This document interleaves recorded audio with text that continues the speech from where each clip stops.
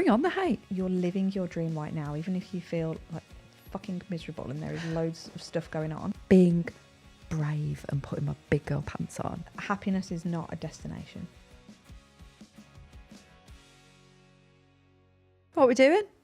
Well, it's going to be, we'll see what happens. We'll see what comes out of our mouth. But I wrote some notes down. So I must have been listening to a podcast or an audiobook. And I feel like it was a podcast. And it's interesting that I've clearly voice noted these notes into my phone because it reads a little bit weird. But I'm going to go with it. Okay. So what I had written down was happiness and a random dog emoji. I don't know what that's got to do with anything.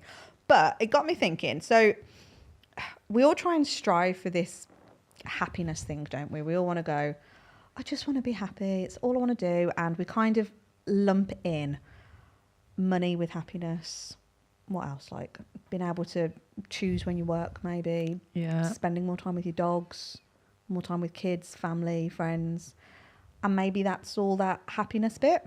Holidays, yeah. Yeah, like it's all the stuff, isn't it? It's all like I was going to say the physical stuff, but you know what I mean? It's Tangibles. Tangibles, there we go, we'll go with that. And I think for me, we've been talking about this, I think like we've been talking about this a lot for the last 12 months, but maybe not outwardly enough on the importance of reflection and that gratitude bit for what you actually do have. And I know for me, I remember going on a bit of a thing about 2 years ago where I was trying to do you remember when we was really big into Roxy Nafuso, whatever you say her name, manifestation. Yes. And I bought her, well, I got Darren to buy me her journal for my birthday. Have you ever used that journal? I did use it. I did. You? I used it for about a month and I really enjoyed doing it. And then, as with everything, it was a fad. And I was like, it's just sat next to my bed because I've told myself I haven't got time to do it. But what was really interesting is that when you are kind of focusing on that gratitude bit, you realise that you are actually living the life, or I feel like I'm living the life that I said I wanted like 5 years ago. Yet it still fascinates me the way the human brain works, because now I'm living the life I set out 5 years ago. I'm like, am I happy? Because I want more now. I want a different set of, or I've got different goals and I've got bigger goals and I've got all this stuff. So it's like, when we say you just want to be happy and you just want to have some money, like for what purpose? Yeah. And do you ever reach that true happiness?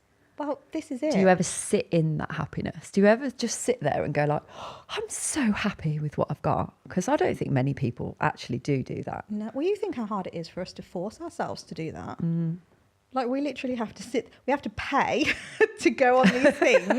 To have some time to actually sit there and think. We have to pay to go on these things and pay for our paid forward friends and go, do you think I'm happy? Like, am I happy? Am I doing what I want to be doing? But also, it's remembering all the stuff you have done, because we just think, I need to do that next. I've got this thing on the list. And then you go, well, look at all the stuff we have done. And that's what we're really bad at, is actually just realising all the stuff we have done. And not just in CBA, but look what we did in the dog training business. Yeah.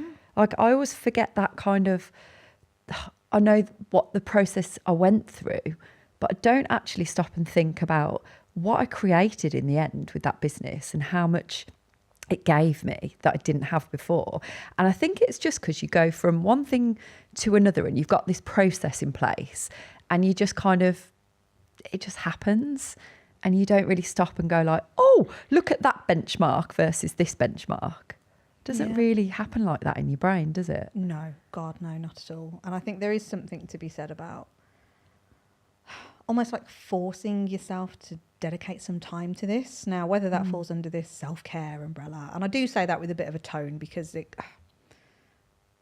we feel the same with this, don't we? Like, it doesn't really do anything for us, that self-care umbrella, which is ridiculous because we do believe in it a lot, but not in the way I think self-care sometimes comes across. I'll tell you what, a good example then is us just going on that business retreat.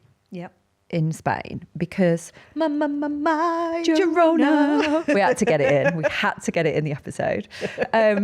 Because you almost could look at that, and I know people around us were like, oh, going off on a jolly, are we? Going to Spain in a 5-star golf resort? Because on the outside, that's what it sounds like. We're just sitting around in the sun. And we did do a bit of that, FYI. But that was an opportunity for us to work not only on the business, but on ourselves, on all the things that we have been consuming that we realise that we shouldn't have been, and listening to everything around us that has, I don't know, the negativity has impacted us a lot more.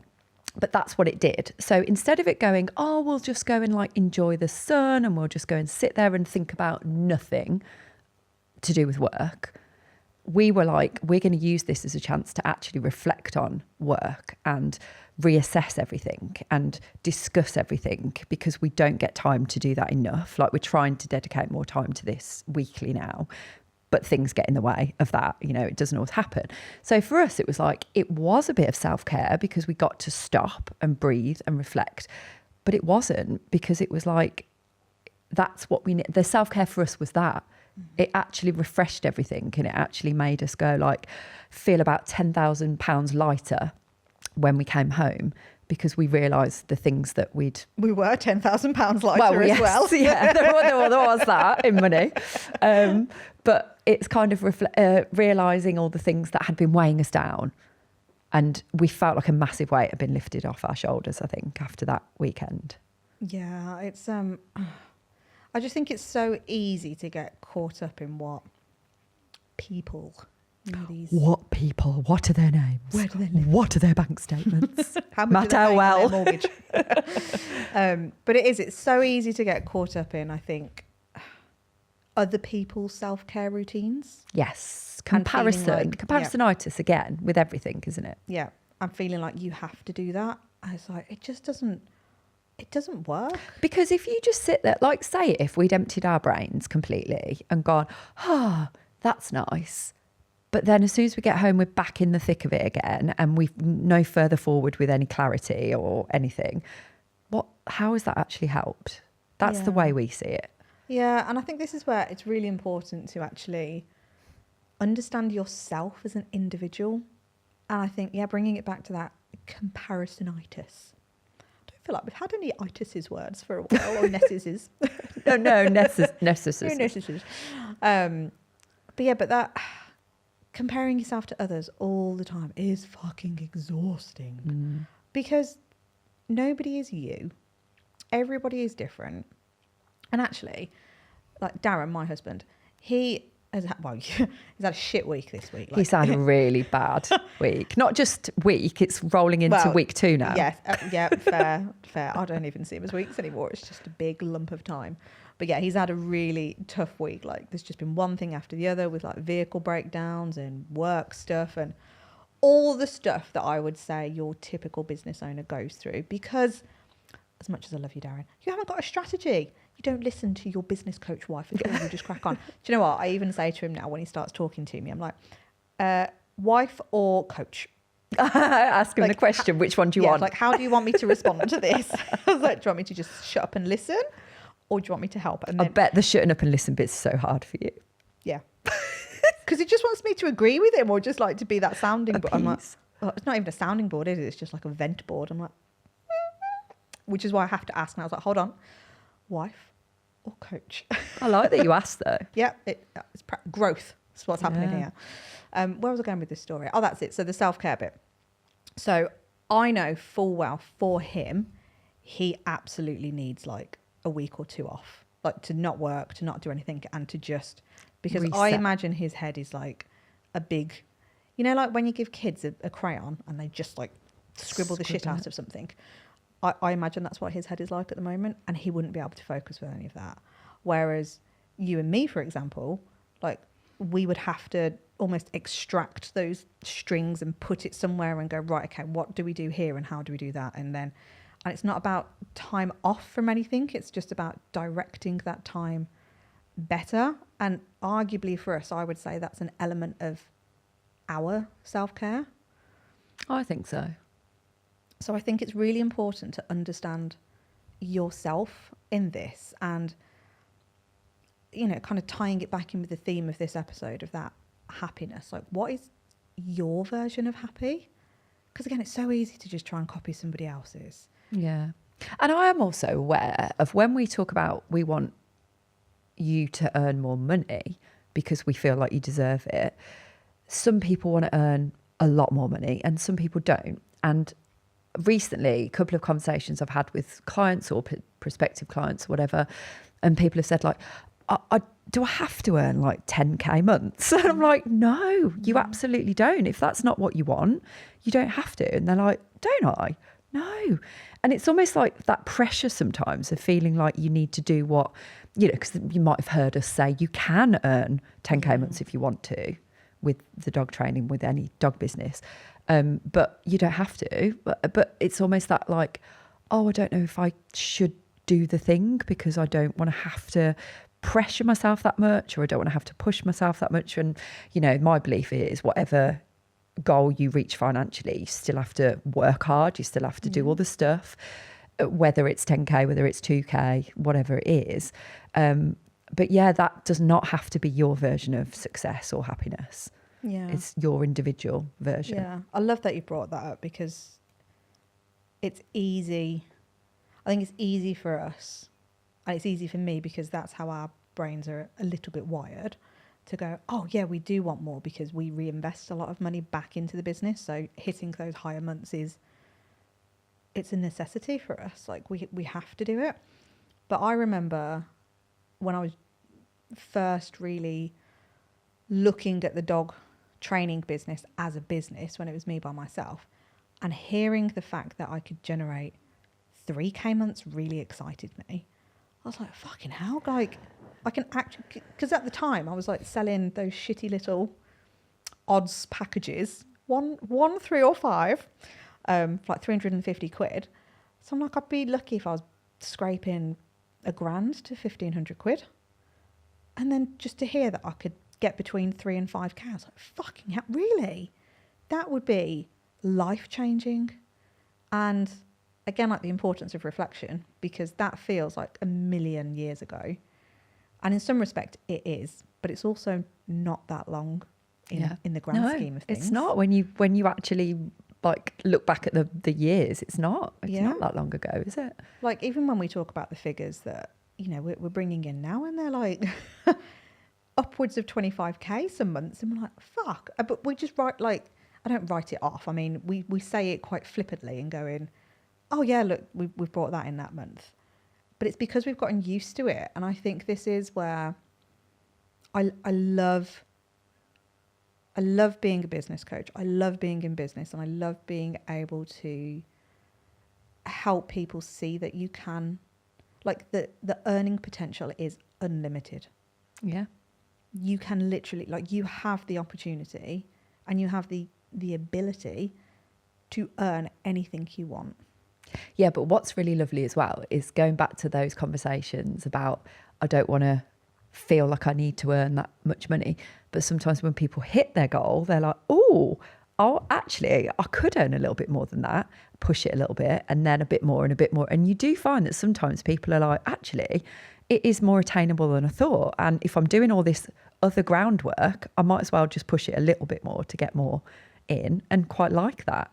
And it gives them even more, you know, ability to do all the stuff they want to do. And you saying about that grand to 1,500 mark, that's pretty much where I was most months. And I look back at the amount of work I had to do for that, like the amount of scratching, the amount of stuff I had to cram in to get 1,500 quid a month, versus then when I created, like, streamlined everything and went all in with the training and was earning like 3 to 5k months most months. Earning more, working less, having all the stuff, just like, I just forget that bit. It's not only double the income, it's like half the work. It's just a win-win.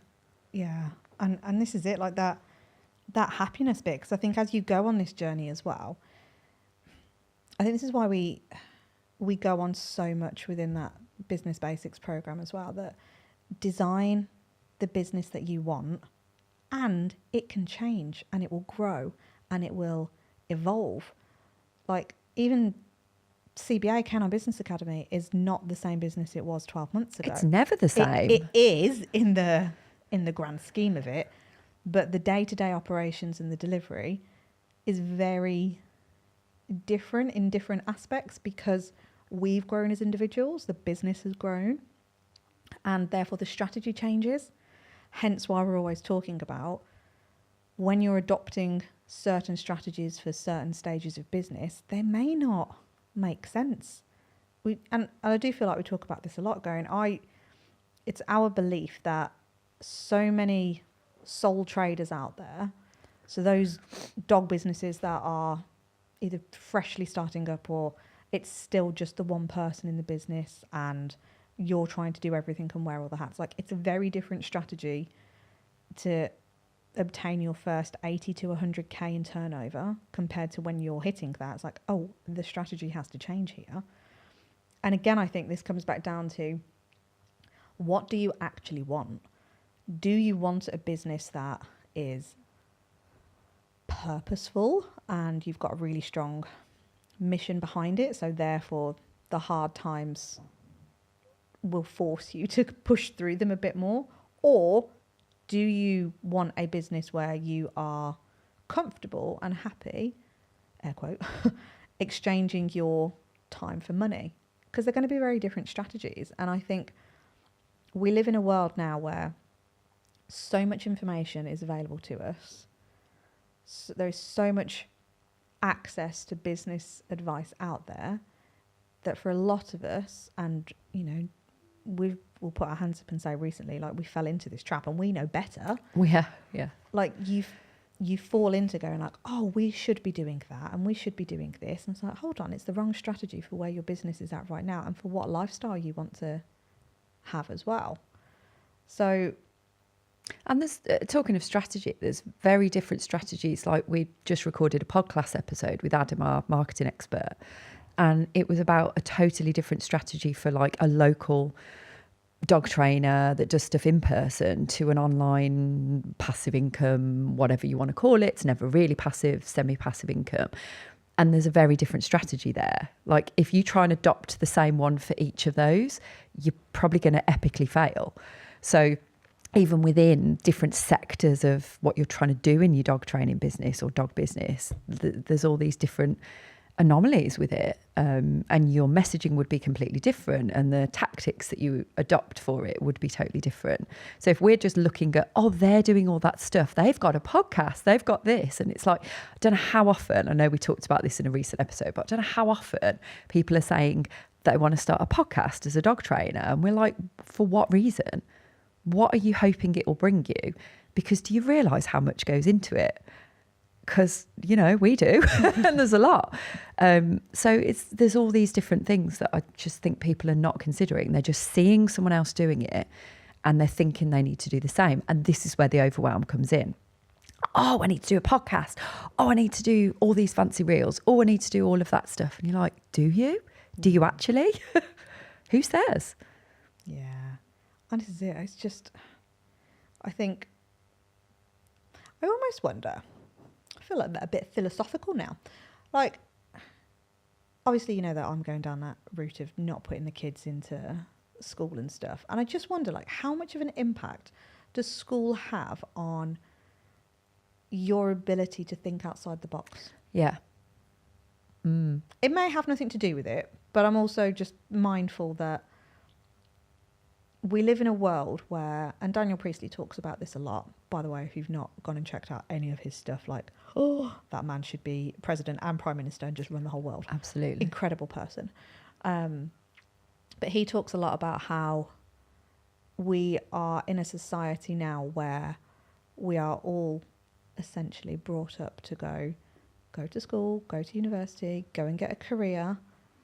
But actually a lot of the careers that we're being taught the subjects for in school just don't exist anymore.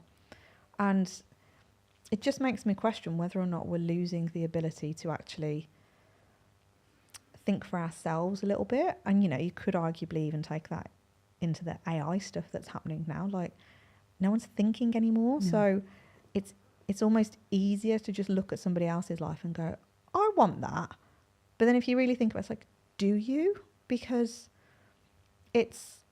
there's loads of different parallels. And I think I've been thinking about this a lot recently, like when we were out in Girona and, we do these big Oh, I think actually you asked me the question of like, what does paradise look like to you? Oh, I or did, something didn't like I? that. Yeah. What's your version of Um, paradise? Yeah, I think was whilst the we were question. munching over like a croissant and some eggs. It's always bloody eggs with us, isn't it? Eggs. Eggs, yeah. What were we eating? Eggs? We were eating scrambled eggs Oh, okay. on our sourdough toast. Oh, okay. Yes.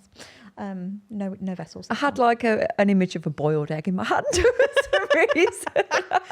No. The breakfast we were having. Okay. If you just said over breakfast, Okay. which I didn't hear you say, Okay. it would have made more sense. Anyway. Totally random. But anyway, like that whole version of paradise bit. And I always find it really difficult, which is why I think practicing this art of reflection and gratitude and whatever you want to call it is really important to do, because I am definitely that person that I feel like I am not alone in this, in going, I feel like I could chop myself up into loads of different versions of myself and go, like I think we've said before, I could totally get on board with city living for part of my personality, and I'd love it. Like I'd love it if, like, say if you and I like moved to Boston, we're going to go Boston. Yeah. You and I would move to Boston, and I think we'd be well happy out there. We'd be just cracking on doing our thing and having a right laugh. Don't need the men, don't need the kids. And then on the flip side, it's like, well, hold on. I do like my kids. I like being with them. I like being a mum. But that lifestyle doesn't work with the Boston lifestyle. And then the other side of it is like, actually, we're getting quite used to being flown around places now. And like we're doing more extravagant trips, which is really enjoyable. But then that also doesn't fit in with that home lifestyle. And then actually there's part of me that would love to go and be out in the country and have like the acres of land and all the dogs and all the stuff. And I'm like, it's actually really difficult to piece all of those bits together in one life. Yeah. Because you just can't, I just don't see There's how always that a is compromise feasible. with any Yeah. of them, isn't there? And I love that. And I think that compromise bit is the perfect way to look at it, because no matter what you do, there is always a cost to something. And you have to ask yourself, like, what cost are you willing to pay up, essentially? Like, is it financial? Is it time? Is it an experience? Is it whatever? But trying to really imagine your version of a happiness and what that looks like. Because for me, I've definitely gone through this since we've put Clay into I always come up with random names for these things, and I'm aware it sounds really weird when you don't understand it, like the farm. Yeah. So he now goes to this working farm, and I have to help out and clean the animals and stuff out of the morning, and then it's free play, but it's a group of home educated children. And every time I go there, I'm like, oh, really, I would love to move house and I'd love to be out here. And I'm in that moment, and then I get home and I'm like, oh, but I actually really love my house here. And I love the fact that I can just walk to the shop and just, grab some milk and bread, simple things. And I can walk down the road to my sister's and the kids can play with each other. And like, that's really nice. And then I love the location because it's literally like 10 minutes to the motorway. Like, it's really good. And I want all this other stuff as well. And I'm really grateful that I have the life that I have got in the home that I have got. And it's just, there's always a lot to consider. And I'm really happy with work as well and the business, and just knowing that, I don't know, like I know for us that CBA just serves this bigger vision anyway. And I think we've said this before as well, but it just doesn't feel like work. No, because even like this week is a week of heavy work stuff really for us, because we had a show on Sunday we're exhibiting at. We're here for 2 days doing this podcast recording. We're then going down to Kent to do a conference for 3 days. And it's lots of staying away and it's lots of intense peopling, really, isn't it? Lots of conversations, lots of not downtime, like not a lot of downtime. And you might look at that and go like, oh God, that sounds like a load of hard work. But actually, it's part of the mission. It's part and parcel of if you want to call it a job, because I never think of it as a job. It's part of it. And it's part of just getting closer to that overarching goal. So for me, I'm like, yeah, okay, it's intense sometimes, but then it's not all the time. Like, we've talked about taking your foot off the gas and stuff like that. And when we've taken our foot fully off the gas, it's kind of tried to fall apart a little bit because it's too much. But there's that, again, balance, whatever word, dance, whatever you want to use. It's like that kind of ebb and flow of sometimes it's intense, sometimes it's a lot. And you do feel like, oh my God, drained. Although I do feel like I'm more drained from cleaning out my chicken coop yesterday than I was from Sunday. And that's weird, isn't it? Because like all of the intensity of Sunday and talking to like, God knows how many people we spoke to at that show. It was a lot. It was a lot. And I felt like drained from that day, but in a good way, like good drained. And then I physically cleaned out my chicken coop yesterday. I was like, oh my God, my brain won't work. So it was like a different sort of tired yesterday. But now, like today, we're back in it and we're like, no, we love podcast recording. We're here to do this. We're also speaking at the podcast course tomorrow here at the agency. And then we've got this thing at the end of so it's a lot of travelling, it's staying over for 3 nights, and it's lots of peopling. And I know that isn't for everybody, but for us, it's part and parcel, and we enjoy it as well. So I think, again, when you're looking at your own business, don't compare you to us if you're not that sort of person. And I know a lot of people need a lot more downtime and need that. I can do it for a couple of hours and then I need to sort of hibernate for a bit. Well, that's fine as long as you recognise that. On that though, I'm going to actually refer to my notes because this is where I thought it was really interesting. And I must have been listening to this on a podcast because yes, and this is where I suppose it sounds a little bit contradictory, doesn't it? Because yes, we know that everybody is individual, and yes, we know that there are elements of business that, again, you kind of hear this out in the big wide world and you're like, oh, just outsource it, just get rid of the stuff that you don't want to do. Yep. And yes, again, like massively up for that if it's the right time for your business. Because again, like I will put my hands up and say, actually, I think we both did this at the start of CBA thinking about it. I think we went in with that thought process of like, yes, let's outsource it. And we outsourced it to an incredible VA, but we were like, we don't fucking know what we're doing yet, so I can't even tell you what to do. It's like, oh, you're here, you're ready and waiting in the wings. Yeah, she was like, what do you want me to do? Oh, I don't know, actually. Yeah. It sounded like a great idea to us though, didn't it? Yeah. So for me, it's like actually recognising that there are going to be moments more often than you would like where it is going to feel painful. There is going to be things that crop up both in life and in business that are part and parcel of it. And I think, again, sometimes I think our brains sometimes tell us that it shouldn't be this hard. Yeah. And I'm going to disagree with that. Yeah. It should. It should be You shouldn't hard. run a business if you don't think it's going to be hard. Yeah. Like, keep going when it's difficult. And the thing I'd written down was something about the human brain is actually programmed to recognize pain. So if you think about like touching a hot stove, you immediately go, oh shit, No. like don't do that. No, normal people do, but I don't.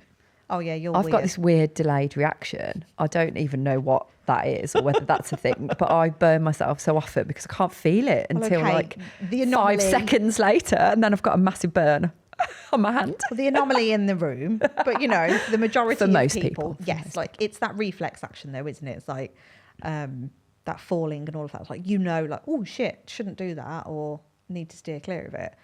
And to me, that just, it prompted the thought process of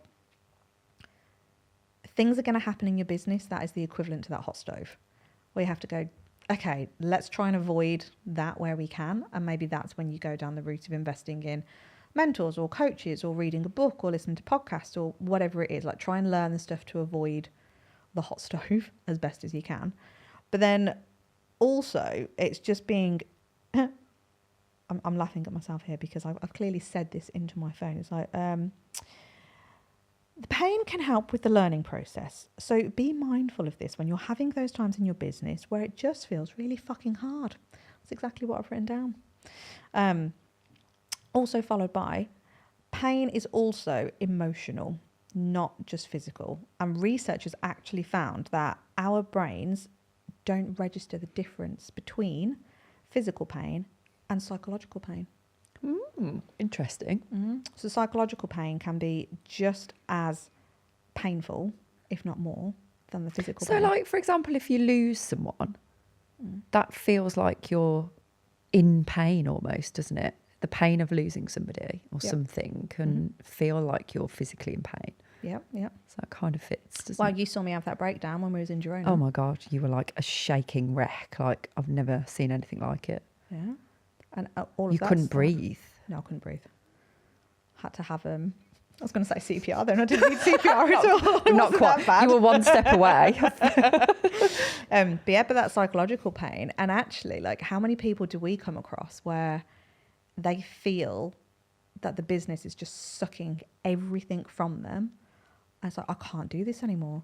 I can't deal with the clients putting all of their emotional burden on me. I feel guilty. I feel drained from trying to help people that, air quote, don't want to be helped.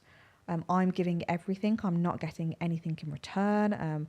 I'm not able to pay my bills. Like, it is, that psychological pain. Also, horrendous. you had a conversation with somebody just last week that said they would feel physically sick if they invested. Yeah. Like that's how Like it physical made. trauma, yeah. Yeah. And we were like, no, I was like, no, don't do you're it. not coming in. You're not Sorry. doing it. You are not coming in our world. That is not if what that's we how want. you're going to feel. Mm. And I even said to this person, I was like, if you had turned around to me when I asked you that question of how would you feel after you've made the investment, like let's just hypothetically imagine that you've done it, and they'd have said something like scared but excited and it feels like the right thing, I'd been like, brilliant, like come on in. What's the 16-digit card number? But the fact that answer was, I would feel physically sick and I wouldn't be able to sleep and I was like, absolutely not. It's like, That's quite extreme. it's like, you are not coming through the doors. I'm not allowing it. Yeah. And they were like, really? I was like, yeah. And you could almost see the relief. And like, this is the irony though, because this person had actually booked in a call to go like, I want to work with you. And yeah, it's just, I'd forgotten about that example. But yeah, it's a really good example of that psychological pain of look at what it can do. And for me, this is where it's just, I just think it's really sad that we get to this point in our life with our business. Mm. Because, sounds contradictory again, like it shouldn't be this hard, but it should be as well. And I don't know how to articulate that in any other way. But who prepares you for it being hard? Well, yeah, this is it. There's no lessons there. Again, maybe we look at the school system and go like, if there was more advice around starting your business, you know, like maybe we would have a good idea of what it takes. Have you got what it takes to do it? If you don't, just be employed. Mm-hmm. Yeah. And it doesn't make you a bad person at all. And those people who have been self-employed and gone back to employment, I think fair play, because if you know it's not the right thing for you, that's good that you've recognised it. And I truly don't think everybody's cut out to do it. Yeah, I agree. There are lots of people around me that would never be self-employed. They would never have their own business because they know it's too hard for what they can, the capacity they've got. Mm-hmm. And that doesn't mean to say they're not an awesome employee and put their all into it and really go for it. It's just that they're not built for it. Yeah. And that's fine. Yeah. Referring back to my notes, because I've just seen something in here as well about, what was it? Yeah, so that physical pain is not necessarily always undesirable. Rejection teaches us how to avoid these and make things better in the future. We have to get comfortable being in the uncomfortable, because life is the discomfort that affords us all to actually start thinking, what do we want? How do we make it happen? Because it's not going to be comfortable at all. And I think for a lot of us, we end up in these like mollycoddled situations. It's why we never grow though, isn't it? Mm-hmm. If you never get pushed, you're never going to grow. You're never going to move forward. And it's safe, isn't it, not to be in your own little cocoon. And I think I was in my own little cocoon for quite a while. But then I was always that person that liked to be pushed. I just didn't put myself in that position to be pushed until I met you. And then I've never been pushed so much in my entire life. But look at all the great things that have come off the back of that. Yeah. Being brave and putting my big girl pants on. Like, I love it now. And it's almost like, I liken it to like, you know, people get obsessed with like roller coasters and jumping out of planes and things like that. The adrenaline rush. It's almost like, what can I do? Is there much left that can really scare me? Because I feel like we've done a lot of the scary things now. Oh God, what have I said? She's going to set me like a really like scary task. I feel like this is a challenge. Oh no. I don't know what it is yet, but I'm going to sit and muse over this. I'd rather jump out of a plane. But do you know what I mean? We've done like all the stuff that people would go, oh, I can't do that. I can't do this. And that was my initial reaction to most of the stuff that I can do now. And like, we're speaking on stages, we're doing podcasts, we're going on other people's podcasts. Like we'll get more hate. But I'm prepared for that because we wholeheartedly believe in what we do. So the hate can bounce right back off as far as I'm concerned. We know who we are and we know what we want to achieve. Yeah. And we know it's with integrity and we know it's core values within us. So I'm fine with that. Yeah. Bring on the hate. Bring it on. Oh God. What are we opening ourselves up to? Although no, it is coming. We know this. We're inviting it. Inviting hate. It's already occurring. So I want to just loop this and tie it back in with something that we'd mentioned on another recent episode about how that happiness bit, and I think we've kind of, I was going to say woven. I always question my words now when I'm with you. These real words. About how there seems to be this moment where we're going like, oh, I'll be happy when I've done that and when I've done this. And I think the recent episode we did was like, I think we were answering one of the, like a Facebook question where it's like, when's the right time to leave your job or all that kind of stuff. And the answer remains the exact same of there isn't a right time. No. There is never a right time. And I genuinely believe it doesn't matter what goals you set yourself, what, you know, any targets, any wishes, any dreams or whatever, when you achieve it, you are not going to be happy. And if you are not happy in this exact moment in time, then you are not living, in my opinion. No. Because happiness is not a destination. Oh, that's a good one, isn't it? I like that. Yeah. Clip that up, people. Ryan, clip it up. Yeah, but happiness is not a destination. Has he just done that? Yeah, he's wiggled his finger. He's told us that we need to stop. Shut up, you're going on too long. But no, it's not a destination. It is a feeling of where you're at right now. And I think we've lost or potentially never even had the ability to recognise you're living your dream right now, even if you feel like fucking miserable and there is loads of stuff going on. Also, what I will say is you're never going to be happy 100% of the time, even when you reach the happiness goal, if you ever reach it. Well, no, because look at how many different parts of your life you've got. Like, I've got so much shit happening in my personal life, but in my work life, I'm fucking flying and I love it. In mum life, I'm loving it. But as a daughter with my mum with Alzheimer's, like, it's tearing me apart, like ripping my whole world to shreds. So am I happy? Am I allowed to say yes, considering I've got all that stuff going on? How do you define it? No, yeah, that's a good point, actually. Like different facets of happiness. Yeah. With different things going on in your life. Yeah, that's a good point. But, you know, I can honestly say, like, my whole, my being, the aura, the whatever it is, little shining light in me, I'd say, like, yeah, I'm happy. Like, I'm really happy. I'm not happy with certain elements of my life, but as a whole, yeah. I think you wouldn't be a human being if every single aspect of your life was always happy. Well, that's it. It's like the Truman Show. Bloody Truman Show. Fake life. It's Fake not. life. It's not real, is it? You can't sustain that. But also, like, if the happiness is more than the shit stuff, well, then you're on the right track. If you're happy more than you're not, it's down to a ratio. Yeah, yeah. And if you're heading in the right direction of happiness, I feel like it's like if you haven't listened to the Gordon Bircham episode, Live Life Happy, and read his book. That's his book, isn't it? Yeah. Live Life Happy. He is one to listen to if you want more happiness or you want to achieve more happiness. That's a good shout. Mm. I like it. Let's wrap it up there before we go off again. Yeah. All right. See you later. Bye-bye now.